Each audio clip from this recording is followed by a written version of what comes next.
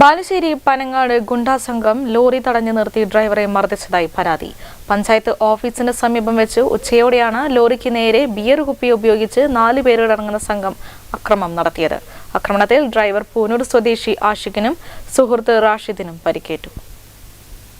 ബാലുശ്ശേരി പനങ്ങാട് പഞ്ചായത്ത് ഓഫീസിനടുത്താണ് പട്ടാപ്പകൽ ഗുണ്ടാവിളയാട്ടം നടന്നത്. കാറിലെത്തിയ മദ്യപസംഘം ലോറി തടഞ്ഞു നിർത്തി ബിയർ കുപ്പികൾ എറിഞ്ഞും ചില്ലുകൾ അടിച്ചു തകർത്ത് ഡ്രൈവറെയും സുഹൃത്തിനെയും മർദ്ദിച്ച് പരിക്കേൽപ്പിക്കുകയായിരുന്നു. ഡ്രൈവർ പൂനൂർ തേക്കിൻതോട്ടം കളത്തിൽ തൊടുകയിൽ ആഷിഖ്, ഒപ്പമുണ്ടായിരുന്ന റാഷിദ് ആവേലം എന്നിവർക്കാണ് മർദ്ദനമേറ്റത്. ഇവരെ ബാലുശ്ശേരി താലൂക്ക് ആശുപത്രിയിൽ പ്രവേശിപ്പിച്ചു. തിങ്കളാഴ്ച ഉച്ചയോടെ പഞ്ചായത്ത് ഓഫീസിനടുത്തുള്ള വളവിൽ ആളൊഴിഞ്ഞ സ്ഥലത്ത് വെച്ച് കണ്ണാടിപ്പൊയിൽ നിന്നും ബാലുശ്ശേരി ഭാഗത്തേക്ക് വരുന്ന ലോറിയെ എതിർദിശയിൽ വന്ന കാറിലെത്തിയ സംഘം ആക്രമിക്കുകയായിരുന്നുവെന്ന് ആഷിഖ് ബാലുശ്ശേരി പോലീസിൽ നൽകിയ പരാതിയിൽ പറയുന്നു. റോഡ് പണിക്കായി മെറ്റൽ ഇറക്കി വരുന്നതിനിടെയാണ് ആക്രമമുണ്ടായത്. ആക്രമികൾ കാർ റോഡിന് കുറുകെ നിർത്തി ചില്ലുകൾ തകർക്കാൻ ശ്രമിച്ചു.